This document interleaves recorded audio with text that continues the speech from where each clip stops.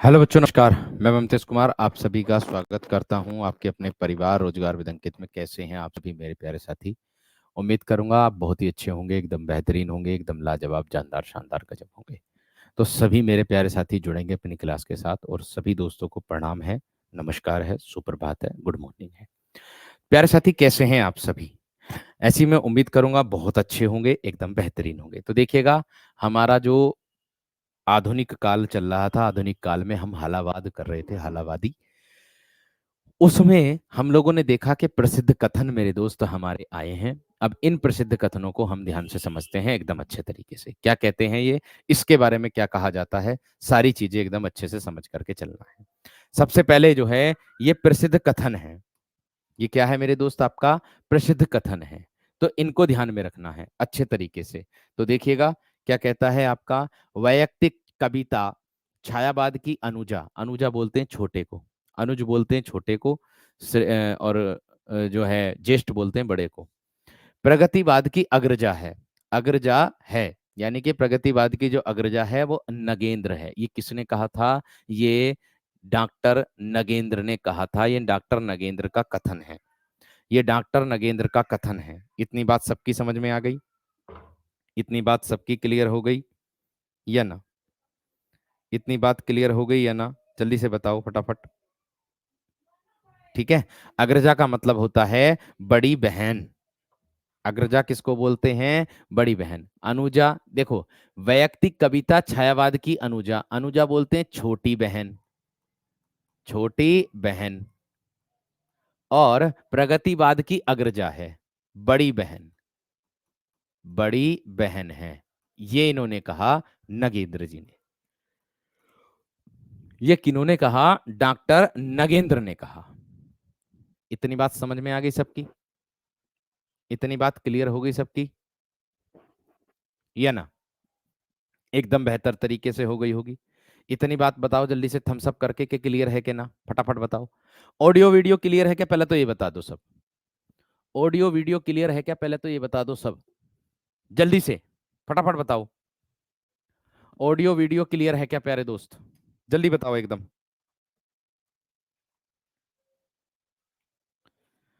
Audio video clear है क्या ना? एक बार थम्स अप करके बताओ।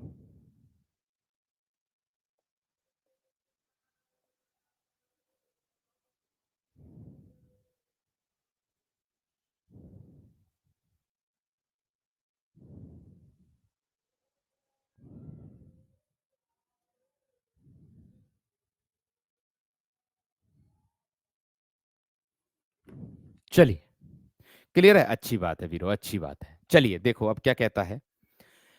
मैंने कहा, अगला प्रश्न है हमारा, व्यक्तिवादी कविता का प्रमुख स्वर निराशा है। ध्यान से समझिएगा क्या कहता है।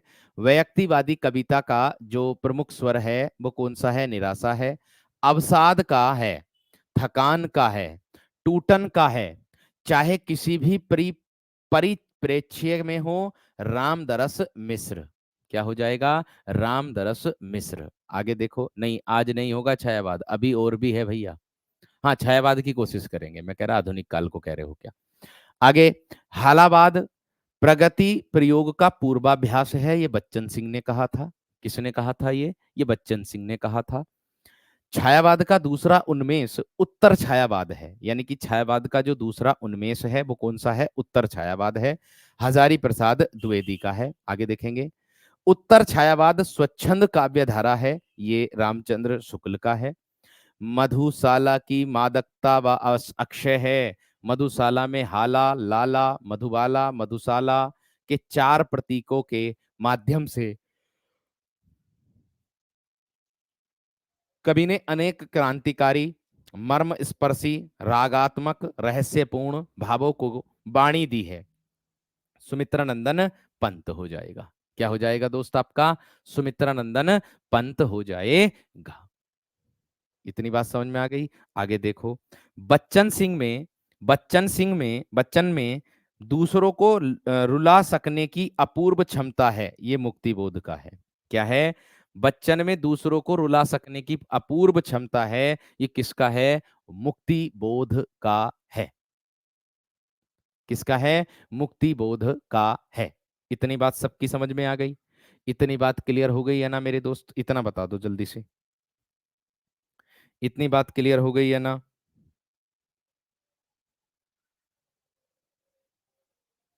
ठीक है।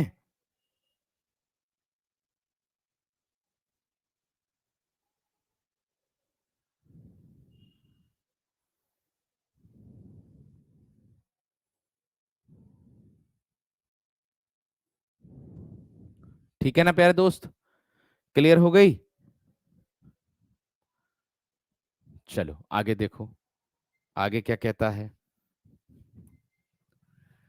बच्चन के अधिकांश काव्य में उनकी ही आत्मकथा के पन्ने बिखरे हुए मिलेंगे। मैंने कहा कि बच्चन के अधिकांश काव्य में उनकी ही आत्मकथा के पन्ने बिखरे हुए मिलेंगे। पंत, सुमित्रानंदन पंत। मेरी कविताओं की आधी सदी चुनी हुई कविताओं का संकलन है। मेरी कविताओं की आधी सदी चुनी हुई कविताओं का संकलन है, ये भी बच्चन सिंह का ही है। जब तक मानव हृदय में रागात्मकता का अवशेष रहेगा, तब तक बच्चन सिंह की कविता का आकर्षण आकर्षण चिरंतन एवं चिरस्थायी रहेगा। ये डॉक्टर गणपति चंद्र गुप्त का है। आगे बढ़िएगा। प्रसिद्ध पंक्तियां फिर दोबारा आ गई। ये प्रमुख कथन थे, अब हैं पंक्तियां। ऊपर कथन थे, नीचे है पंक्तियां। वर्कशीट आज मिल जाएगी संधि की। वर्कशीट आज मिल जाएगी दोपहर के 3 बजे तक, मैं आपसे कह रहा हूं। दोपहर के 3 बजे तक वर्कशीट मिल जाएगी। ठीक है, दोपहर के 3 बजे तक वर्कशीट मिल जाएगी, ये बात का ध्यान रखना। और एलटी ग्रेड में क्विज, क्विज भी मैंने देने के लिए बोल दिया है। क्विज, व्याकरण के क्विज जो हैं वो आपको कैसे मिलेंगे? जैसे आप बैच खोलोगे मेरा, हिंदी पर जाओगे, हिंदी में सबसे ऊपर आ रहा होगा टेस्ट, तो टेस्ट के फॉर्मेट में क्विज मिल जाएगा आप लोगों को। ठीक है, संधि का मिलेगा। 20 मिनट में 40 क्वेश्चन करने होंगे और 20 ही मिनट में वर्णमाला के 40 क्वेश्चन करने होंगे। आपको क्विज मिल जाएगा मेरी तरफ से। ठीक है, तो वो आज अभी मैंने बोल दिया है टीम से, तो वो आपको डला हुआ मिल जाएगा। जैसे ही डल जाएगा मैं तुरंत आपके टेलीग्राम ग्रुप में बता दूंगा। परेशान होने की आवश्यकता किसी विद्यार्थी को नहीं है। आ जाओ। कर रहा हूं आज मैं आजाद हिंदुस्तान का आह्वान। क्या है? कर रहा हूं आज मैं आजाद हिंदू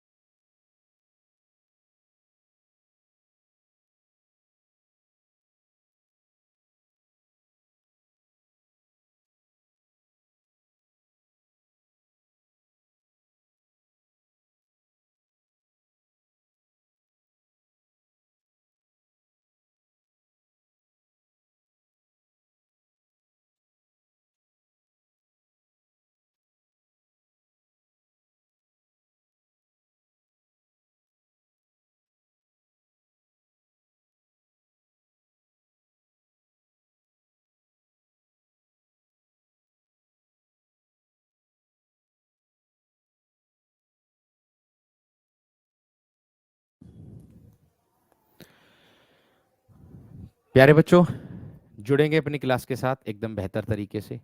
चलिएगा, करते हैं अपनी क्लास को अब एकदम अच्छे तरीके से। बताएंगे कैसी है क्लास आपकी, अब कैसी चल रही है, क्लियर है कि ना, ये बताइएगा मुझे जल्दी से कमेंट सेक्शन में।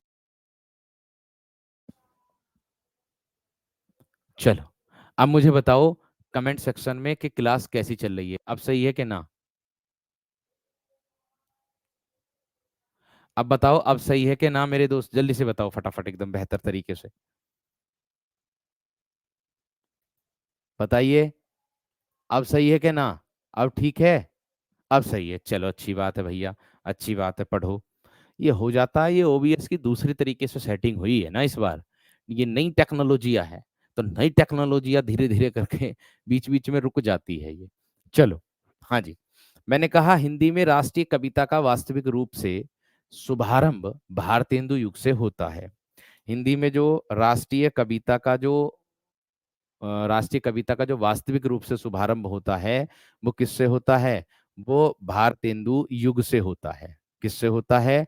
भारतेंदु युग से होता है। आगे, आदिकाल, भक्ति काल, रीति काल में रचित राष्ट्रीय परक छिटपुट रचनाओं में व्यापक राष्ट्रीय भावनाओं का अभाव मिलता है।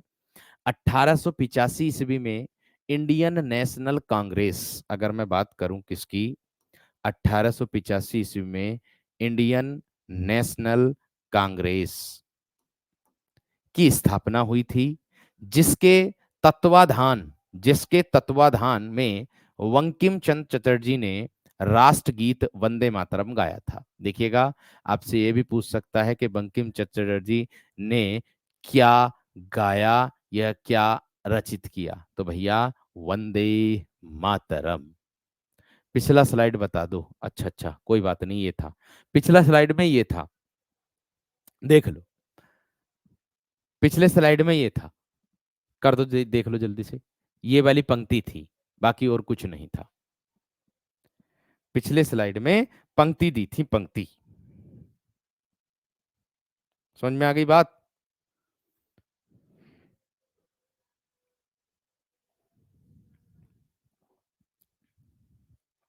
अब सही चल रही है, कोई दिक्कत वाली बात नहीं है अब।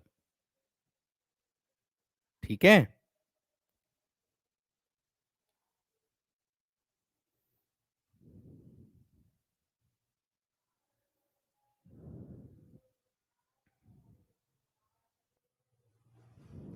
चलो आगे बढ़ेंगे मेरे दोस्त।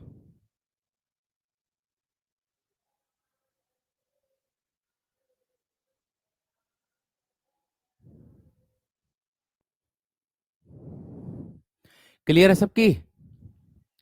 चलो भाई, हाँ जी, ये है, आगे है ये, इसको पढ़ेंगे अब देखो क्या है। मैंने बोला था बंकिम चंद्र चटर्जी, वंदे मातरम हो जाएगा, गाया है इन्होंने। 1882 ईस्वी में आनंद मठ नामक उपन्यास बंकिम चंद्र चटर्जी में भावानंद भावानंद पात्र द्वारा वंदे मातरम शीर्षक गीत गाया गया था। किससे? आनंद मठ, ये जो है आनंद मठ उपन्यास किसका है? बंकिम चंद्र चटर्जी का। किसका है? बंकिम चंद्र चटर्जी का। हाँ, बच्चन सिंह बच्चन, हरिवंश राय बच्चन ही हैं। एक बार मुझे थम्स अप करके बताओ क्लास सही चल रही क्या। एक दो कमेंट आ रही है कि क्लास फिर रुक गई, ऐसा तो नहीं है भाई। इससे पहले मैं आप लोगों से पहले एक कक्षा ले चुका हूं। एक बार बताओ जल्दी से, सही चल रही क्या ना। अब देखो, 1905 में इनकलाब जिंदाबाद, 1905 में क्या कहा था? इनकलाब जिंदाबाद, ठीक है, के नारे लगने लगे। और डॉक्टर इकबाल ने तरान तरान ए हिंद शीर्षक कविता में यह भाव व्यक्त किया। किसने? इनकलाब का जिंदाबाद का नारा किसने दिया था? इकबाल ने। किसने दिया था मेरे दोस्त? इकबाल ने।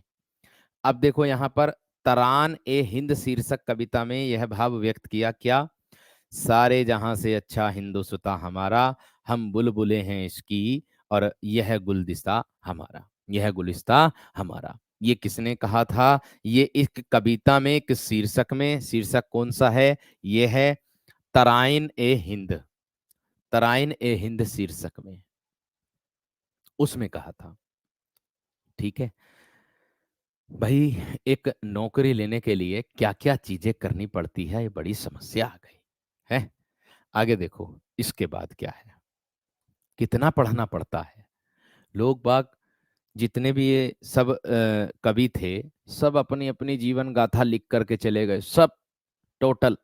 लेकिन कोई ये भी तो पूछे कि इस जीवन गाथा को याद कौन करेगा? चलो एक हो, दो हो, तीन हो, चार हो, चल जाएगा। लेकिन जब क्विज डल जाएगा तो मैं खुद बता दूंगा टेलीग्राम ग्रुप में, परेशान होने की आवश्यकता नहीं है किसी भी विद्यार्थी को। ठीक है, मैं बता रहा हूँ, एप्लीकेशन पे जाना, पेड क्लासेस में जाना, पेड क्लासेस में अपना वाला बैच देखना, अल्टीग्रेड का। अल्टीग्रेड का बैच देखने के बाद हिंदी पर क्लिक करना, जिसमें हिंदी लिख रहा है उस पर क्लिक करना। उस पर क्लिक करने के बाद सबसे ऊपर आ रहा होगा टेलीग्राम टेस्ट, इस तरीके से टेस्ट में जाना, आराम से मिल जाएगा। हाँ जी। विजय देव नारायण शाही ने हालावाद को जवानी का काव्य कहा। देखो कितनी अच्छी पंक्ति मिली भैया मुझे ये। क्या है? विजय देव नारायण शाही ने हालावाद को जवानी का काव्य कहा है। हालावाद को क्या कहा है? जवानी का काव्य कहा है। जवानी का काव्य कहा है। आगे, डॉक्टर नगेंद्र ने हालावादी कविताओं को व्यक्तिवादी गीत कहा है। देख लो, डॉक्टर नगेंद्र ने क्या कहा है?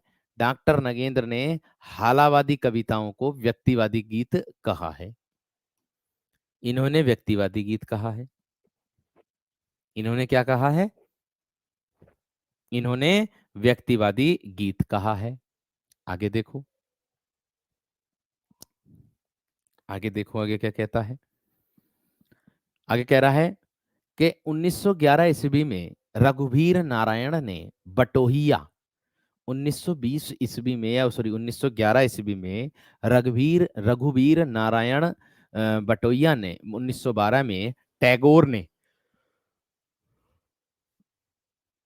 देखो 1911 में रघुवीर नारायण ने बटोहिया, 1912 में टैगोर ने। 1911 में तो रघुवीर नारायण ने बटोहिया, और 1912 में टैगोर ने जनगण मन अधिनायक, और 1912 में ही मैथिली शरण गुप्त ने की रचना भारत भारती का प्रकाशन हुआ। कितनी अच्छी लाइन मिली है, नई नई। देखो 1911 में तो क्या हुआ है, रघुवीर नारायण ने बटोरिया लिखा है, बटोहिया। ध्यान से समझना मैंने क्या बोला है। मैंने बोला 1911 ईस्वी में रघुवीर नारायण ने बटोहिया, 1912 ईस्वी में जनगण मन अधिनायक, और 1912 ईस्वी में ही मैथिली शरण गुप्त जी द्वारा भारत भारती का प्रकाशन हुआ था। क्या हुआ था? भारत भारती का प्रकाशन मिल हुआ था। मॉक जो टेस्ट मिलेगा वो अगले सप्ताह मिलेगा, यानी कि अगले सप्ताह में आपका मॉक टेस्ट दे दूंगा। ठीक है, 120 क्वेश्चन मैं दूंगा और 30 क्वेश्चन मिलेंगे जीएस के। ठीक है, और जीएस कहीं से भी मिल सकता, कभी परेशान हो जाओ। ठीक है ना, 30 क्वेश्चन मिलेंगे जीएस के और 120 क्वेश्चन मिलेंगे टॉप सब्जेक्ट वाइज मेरे। ठीक है ना। आगे देखो, छायावाद काल में प्रसाद निराला प्रभृति कुछ कवियों ने राष्ट्रीयता परक कुछ रचनाएं आवश्यकी। छायावाद की उत्तरार्ध बेला में अनेक कवियों ने राष्ट्रीय काव्यधारा में कविताएं कर भारतीय स्वतंत्रता संग्राम में महत्वपूर्ण योगदान दिया है। महत्वपूर्ण योगदान दिया है। जो इसमें मुख्य बिंदु हैं, जो इसमें मेन चीजें हैं, वो यही है ऊपर वाली। जो इसमें मेन चीजें हैं वो है मेरे दोस्तों ऊपर वाली। कल को जो दूंगा मैं, वो मैंने आज क्विज के लिए बोला था। लवली क्विज मिल जाएगा आज। आज लवली क्विज मिल जाएगा गुड़िया। ठीक है, लेकिन पूरा मॉक जो मिलेगा वो अगले सप्ताह मिलेगा। अगले सप्ताह में दे दूंगा, क्योंकि तैयार करना पड़ेगा मुझको ही, खुद क्वेश्चन मुझे ही छांटने पड़ेंगे। ठीक है ना, इसलिए मैं बता रहा हूं। आगे देखो, इसके बाद क्या होगा। आगे देखिए, राष्ट्रीय काव्य धारा की रचनाएं एवं रचनाकार आ गया। देखो, राष्ट्रीय काव्य धाराओं की रचनाएं आ गई, और क्या आ गया मेरे दोस्त?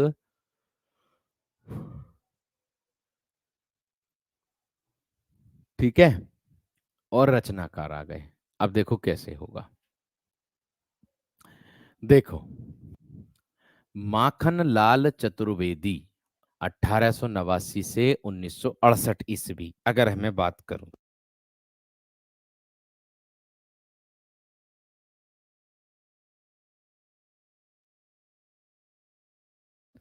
देखो, माखन लाल चतुर्वेदी, अगर मैं बात करता हूं आप लोगों से, तो भैया कृष्ण अर्जुन युद्ध, हिम क्रीटनी, साहित्य देवता, हिम तरंगिणी, माता। हिम तरंगिणी के लिए इनको 1955 ईस्वी में साहित्य अकादमी पुरस्कार मिला है।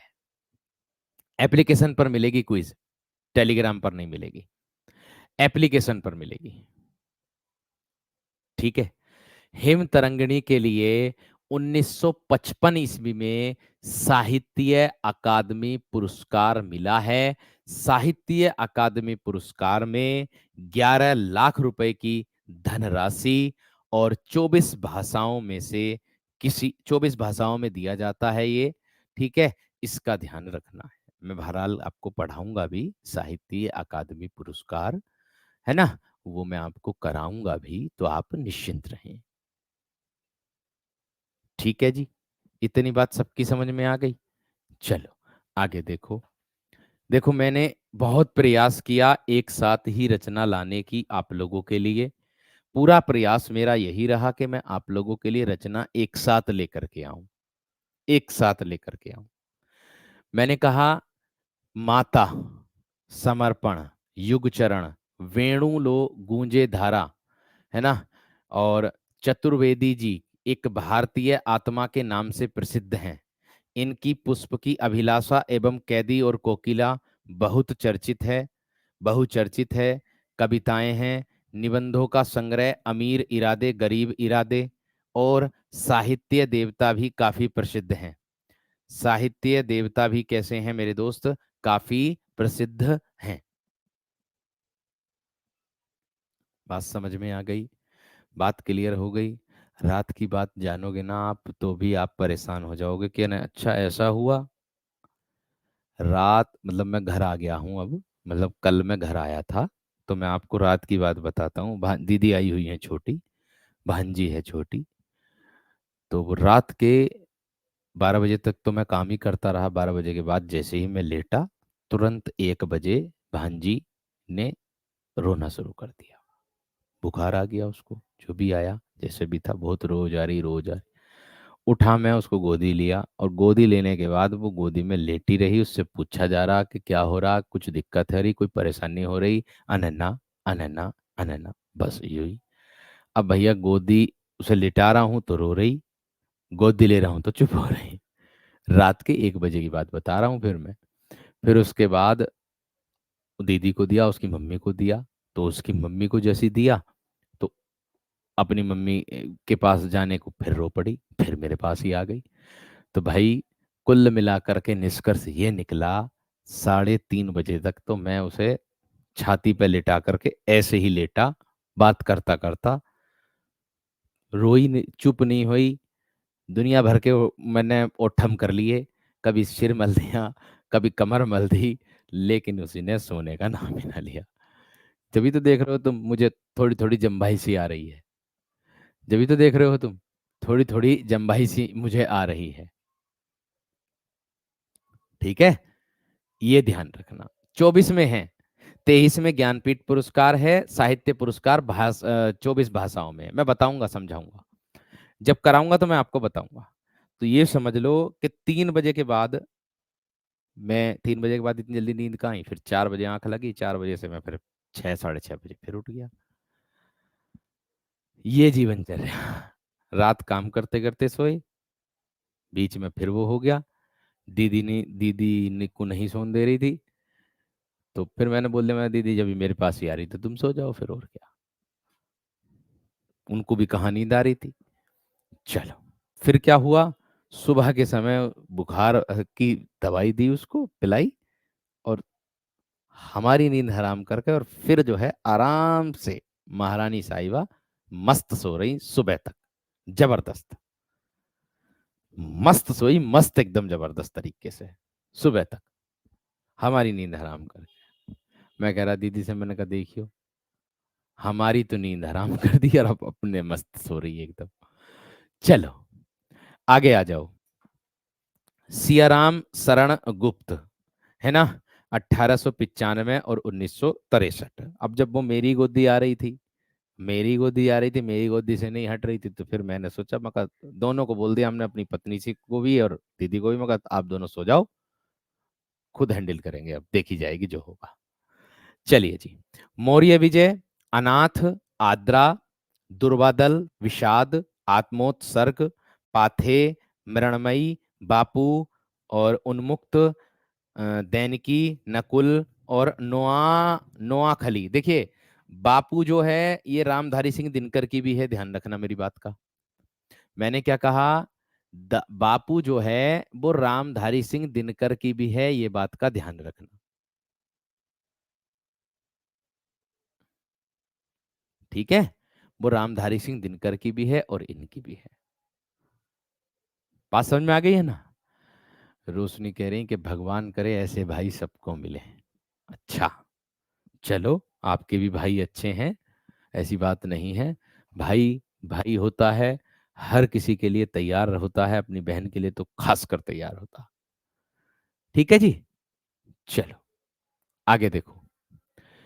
जय हिंद, गोपिका, गीता संवाद, गीता का श्लोकी अनुवाद, 1946 ईस्वी। 2 बार तो मैंने उसे दूध गर्म कर दे दिया, मतलब दूध दे दिया 2 बार, मगर निप्पल लगाऊंगा तो कम से कम सो तो जाएंगी, लेकिन नहीं सोई।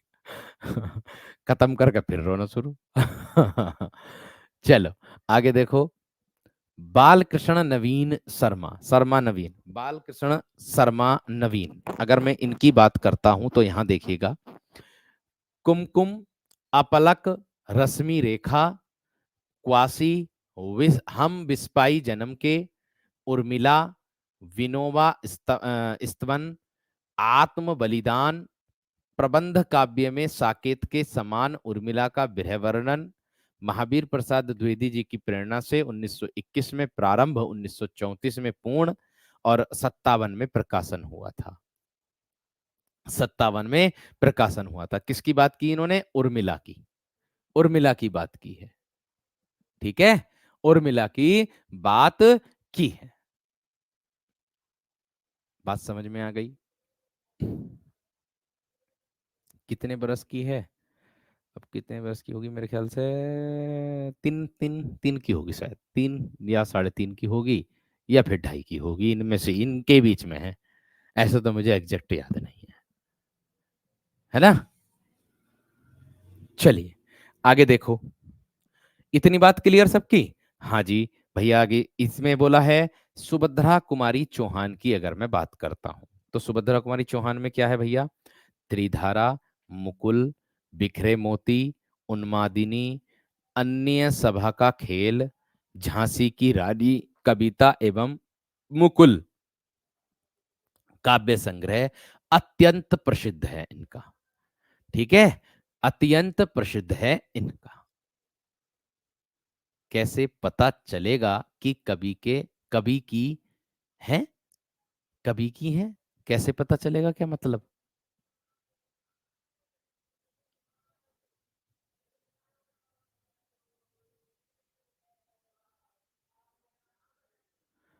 कैसे पता चलेगा?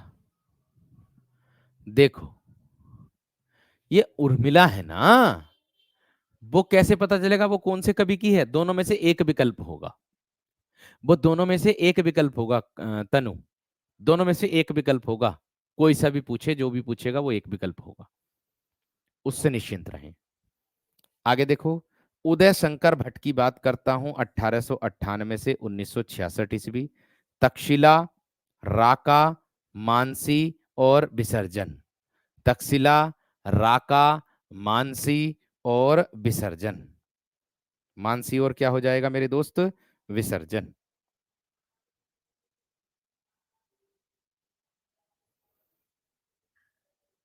इतनी बात समझ में आ गई? इतनी बात क्लियर हो गई दोस्त?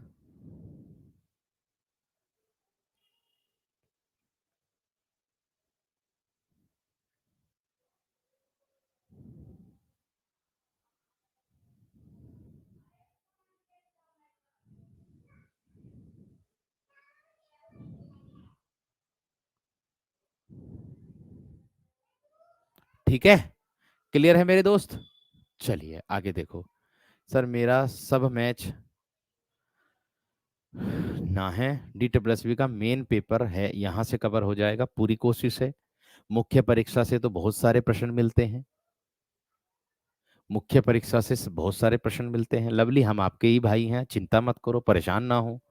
ठीक है, आगे बढ़ो। सोहनलाल द्विवेदी की बात करता हूँ। भैरवी, बासव दत्ता, कुणाल, चित्रा, प्रभाती, सेवाग्राम, चित्रा, युगाधार, दो बार आ गया चित्रा, पूजा गीत, बासंती, बिस्पान और युगारंभ। और क्या हो जाएगा? युगारंभ। समझ में आ गई बात? ये जन्म तिथि लिखी है, जन्म और मरण।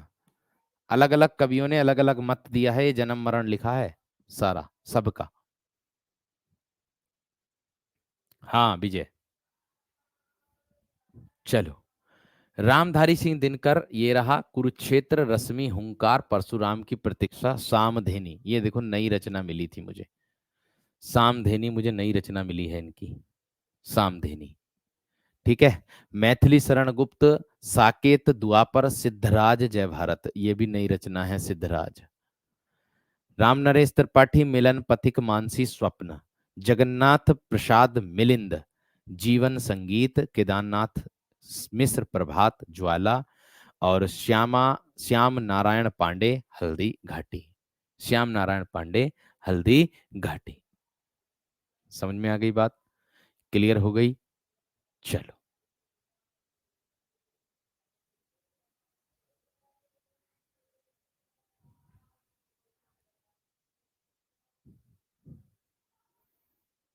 चलो आगे बढ़ूं। आगे कह रहा है प्रगतिवाद, आ गया भैया जी आपका। देखो, प्रगतिवाद शुरू हो गया अब आपका, प्रगतिवाद शुरू हो गया है। प्रगतिवाद शुरू हो गया है, इसका ध्यान रखना है आप सभी को।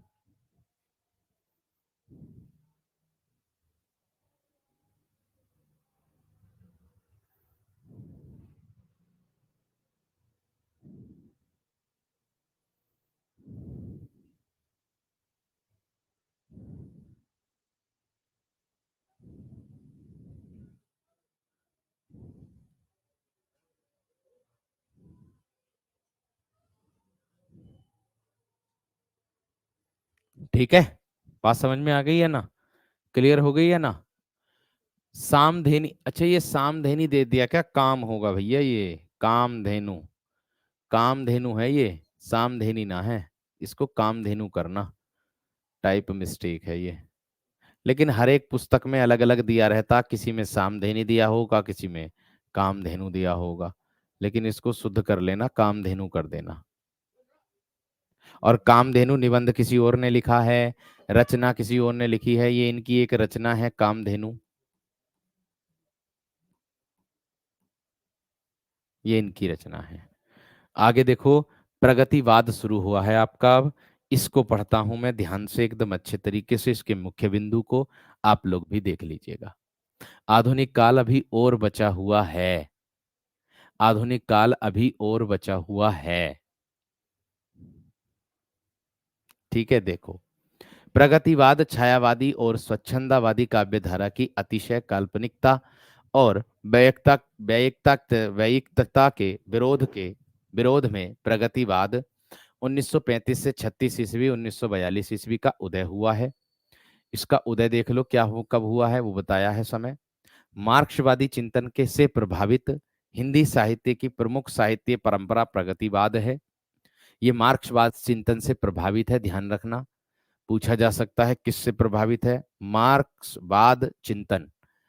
ठीक है, प्रगतिवाद द्वंदात्मक भौतिकवाद की प्रेरणा से लिखित साहित्य है। ये जो प्रगतिवाद है आपका, ये जो प्रगतिवाद है आप लोगों का, ये द्वंदात्मक भौतिकवाद की प्रेरणा से लिखित साहित्य है। किससे है ये द्वंदात्मक भौतिकवाद की प्रेरणा से लिखित साहित्य है। द्वंदात्मक भौतिकवाद लिखित साहित्य की प्रेरणा से लिखित है। आगे, प्रगतिवाद की मूल विचारधारा या प्रगतिवाद का मूल आधार कार्ल मार्क्स। ध्यान से देखिएगा, प्रगतिवाद का मूल आधार कार्ल मार्क्स, कार्ल मार्क्स की विचारधारा या फिर द्वंदात्मक भौतिक विकासवाद, मूल्य विधि का सिद्धांत एवं मूल सभ्यता के विकास की व्याख्या है। प्रगतिवाद को मार्क्सवाद का मार्क्सवाद का साहित्यिक संस्करण पंत ने कहा है। सामाजिक यथार्थवाद के आधार पर 1935-36 ईस्वी के आसपास चलाया गया साहित्यिक आंदोलन प्रगतिवाद है, जिसका मूल उद्देश्य जनजीवन की समस्याओं तथा नित्य प्रति के संघर्षरत जीवन का चित्रण करना था। देखो, पूछा जा सकता है, ऐसे ऐसे प्रश्न ज्यादा आते हैं, थ्योरी बेस्ड प्रश्न ज्यादा आते हैं। ध्यान रखना कि इसका जो मूल उद्देश्य क्या था। ठीक है, साहित्यिक आंदोलन प्रगतिवाद है, जिसका मूल उद्देश्य क्या था कि जनजीवन की समस्याओं तथा नित्य प्रति के संघर्षरत जीवन का चित्रण करना था और अंतर्मुखी पलायन, निराशा, पराजय के स्थान पर उत्साह और जूझने की प्रेरणा। पराजय के स्थान पर क्या है? उत्साह है और जूझने की प्रेरणा को दर्शाता है। इतनी बात समझ में आ गई या ना? दिनकर का समाधेनी ही सही है। मैंने कहा ना, कुछ पुस्तक में समाधेनी है, कुछ पुस्तक में कामधेनु है। ठीक है, कुछ पुस्तक में समाधेनी है, कुछ पुस्तक में कामधेनु है, कोई दिक्कत वाली बात नहीं है। इसके कामधेनु भी इनकी रचना है, लिख दो, गलत नहीं है ये भी। ठीक है, गलत नहीं है ये भी, लेकिन इसका जो सन है वो इसका लिखना, समाधेनी का, ये इसी का ही लिखना, समाधेनी का ही लिखना ये सन। मैंने कहा ना कि इसका सन यही लिखना, कामधेनु रचना लिख देना, कामधेनु भी रचना इसकी है, दिनकर की, गलत नहीं है ये भी। ठीक है, बात समझ में आ गई? क्लियर हो गई? चलो आगे देखो। पलायन निराशा पराजय के स्थान पर उत्साह और जूझने की प्रेरणा को दर्शाता है। इतनी बात सबकी समझ में आ गई। रूबी यादव सर, मुझे आपसे बात करनी है। क्या बात करनी है, किस उद्देश्य से बात करनी है? टेलीग्राम पर हो सकती है तो ठीक है, वरना आप अगर इंस्टाग्राम चलाते हैं तो आप वहीं पर मैसेज कर देना, आपको नंबर दे दूंगा, आपसे बात कर लूंगा, क्या समस्या है आपकी।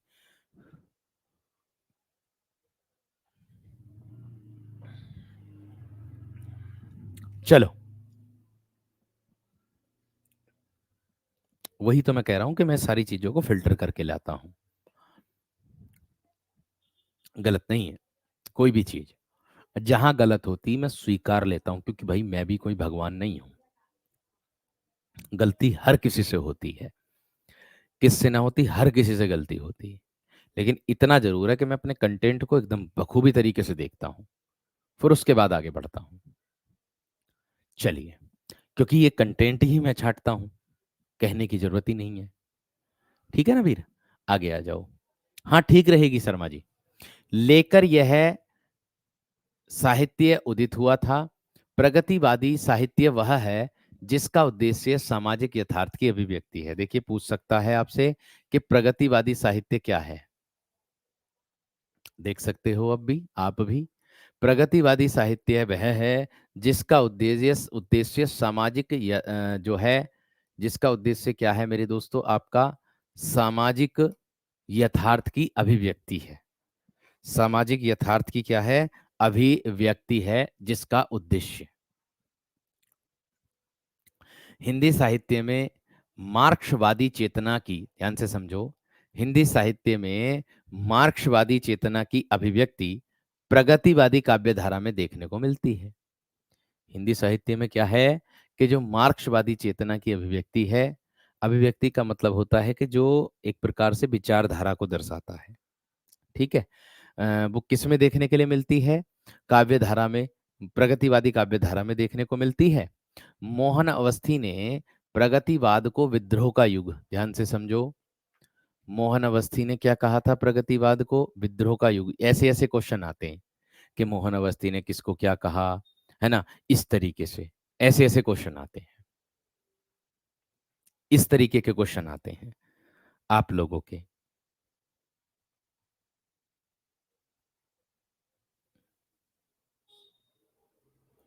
बात समझ रहे हैं ना? ऐसे ऐसे क्वेश्चन आते हैं। आगे बढ़ूं? आगे बढ़ूं मेरे दोस्त? इतनी बात सबकी समझ में आई?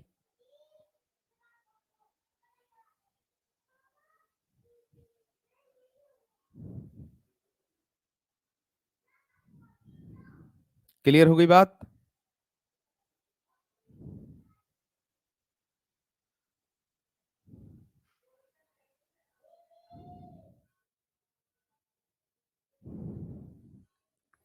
चल, मार्क्सवादी चेतना नेहा उसको बोलते हैं जो समाज में व्यक्तियों और विशेषकर मजदूर वर्ग को अपनी सामाजिक आर्थिक स्थिति और अपने वर्ग के हितों और पूंजीपति वर्ग के संघर्षों के खिलाफ जो दर्शाता है उसको। ठीक है, आगे देखो। प्रगतिवाद को प्रगतिशील आंदोलन भी कहा जाता है। इसको प्रगतिवाद को प्रगतिशील आंदोलन भी कहते हैं। और प्रोग्रेसिव प्रोग्रेसिव राइट्स एसोसिएशन, प्रगतिशील लेखक संघ, एक अंतर्राष्ट्रीय संस्था भी है ये देखो, अच्छी बात है, ये वाली भी अच्छी अच्छी चीजें हैं। ठीक है, एक अंतर्राष्ट्रीय संस्था बताई है। 1935 में पेरिस में ई एम फास्टर की अध्यक्षता में एक अधिवेशन हुआ था। यहाँ देखिए, 1935 में पेरिस में ई एम फास्टर की अध्यक्षता में एक अधिवेशन हुआ था। ठीक है जी। भारत में मुल्क राज आनंद और सज्जाद जहीर के उद्योग से 1935 में भारतीय प्रगतिशील लेखक संघ की स्थापना हुई थी। क्या हुई थी? भारतीय प्रगतिशील लेखक संघ की स्थापना भी हुई थी, ये बात का ध्यान रखना है। ठीक, इसके पहले अधिवेशन 1936 ईस्वी लखनऊ की अध्यक्षता प्रेमचंद ने और दूसरे अधिवेशन की अध्यक्षता रविंद्रनाथ टैगोर ने की थी। दूसरे अधिवेशन की जो अध्यक्षता थी वो किसने की थी? रविंद्रनाथ टैगोर ने की थी। पंत ने युगांत में छायावादी प्रवृत्तियों का अंत कर, युगांत यानी कि जो पंत जी की रचना है युगांत, इसमें छायावादी प्रवृत्तियों का अंत करके जनवादी विचारधारा को अपनाया था। ऐसा पूछा जाएगा, इससे प्रश्न क्या बनेगा कि सुमित्रानंदन पंत ने किस रचना में छायावादी प्रवृत्तियों का अंत किया? तो युगांत। और दूसरा एक और, कि जनवादी विचारधारा को अपनाया, कौन से, किस रचना के अंतर्गत? ऐसे आता है प्रश्न।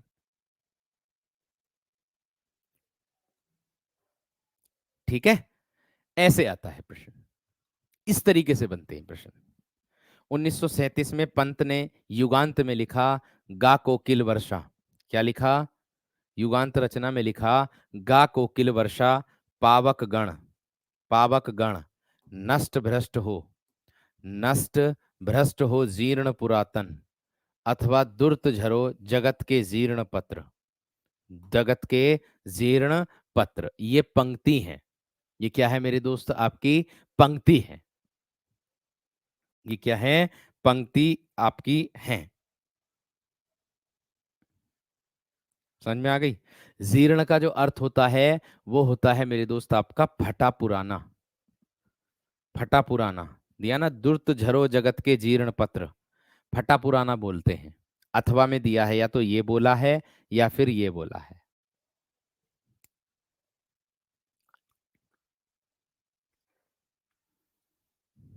ठीक है,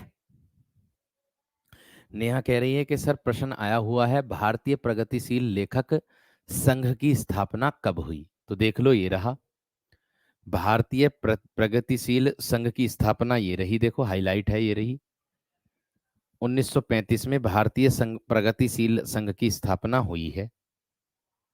किसके उद्योग से हुई है ये भी देख लो, ये रहा ये भी ये रहा, भारत में मुल्कराज आनंद और सज्जाद जहीर के उद्योग से 1935 में भारतीय प्रगतिशील संघ की स्थापना हुई है। ये लो, बात खत्म।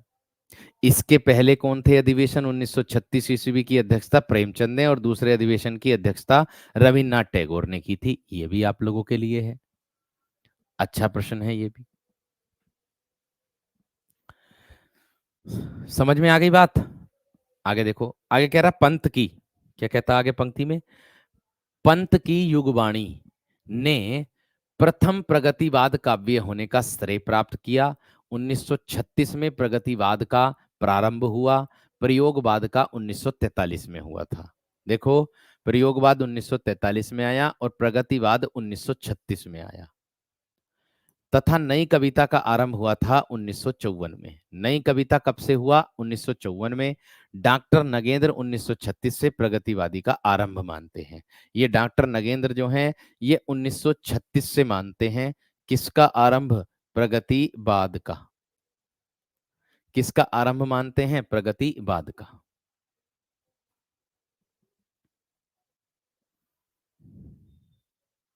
बात समझ में आ गई? बात क्लियर हो गई है ना, ये बताओ। बात क्लियर हो गई है ना मेरे दोस्त, बताओ जल्दी से। आगे दिया है, प्रगतिवाद का सीमांकन विविध मत, यानी कि सब कवियों का अपना अपना अलग मत, यानी कि सबने अपना अपना समय बताया है। प्रगतिवाद का क्या समय बताया? हजारी प्रसाद द्विवेदी ने 1936 से 1952 बताया है, 1936 से 52। और रामस्वरूप चतुर्वेदी ने प्रगति प्रयोग युग 1936 से 54 बताया है। बच्चन सिंह ने जो बताया है वो बताया है 38 से अधतन तक, अधतन तक। और गणपति चंद्रगुप्त ने बताया है प्रगति युग को 1937 से 1943 तक, 1943 तक, 1937 से 1943 तक। ये हर एक कवि के मत के अनुसार है। ये क्या है? हर एक कवि के मत के अनुसार है।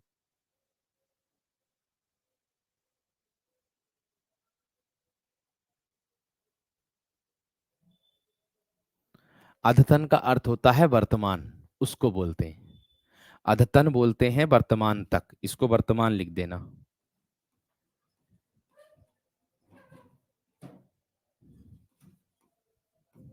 वर्तमान तक। ठीक है।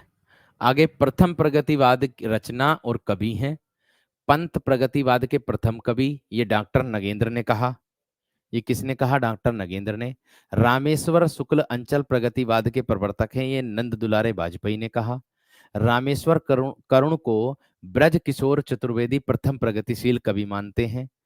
गणपति चंद्र गुप्त कालक्रम की दृष्टि से प्रथम प्रगतिवादी कवि करुण सतसई को और प्रथम कवि रामेश्वर करुण को मानते हैं। दिनकर प्रथम प्रगतिवाद कवि हैं और हुंकार प्रथम प्रगतिवादी काव्य कृति है। इनकी किनकी? दिनकर की। ये किसने कहा? प्रकाश चंद्र गुप्त ने। गया प्रसाद शुक्ल त्रिशूल प्रथम प्रगतिशील कवि हैं, ये मोहन अवस्थी ने कहा था। ये किसने कहा था? मोहन अवस्थी ने कहा था। ठीक है। प्रगतिवाद की परिभाषा हर एक कवि ने अलग अलग तरीके से दी है, इसको करेंगे कल की कक्षा में। कल तो खैर संडे है ना? कल मैं भी रेस्ट लूंगा भाई, थक गया बहुत। ठीक है ना? इसको करेंगे मंडे की कक्षा में, कवियों की परिभाषा। ठीक है, मिलते हैं आपसे मंडे के दिन। अब नमस्कार, धन्यवाद। 11 बजे आज व्याकरण नहीं होने की आप लोगों की। कभी सोचो व्याकरण हो रही है नहीं हो रही है, नहीं होने की। वो मंडे टू फ्राइडे ही रखूंगा मैं व्याकरण आपकी।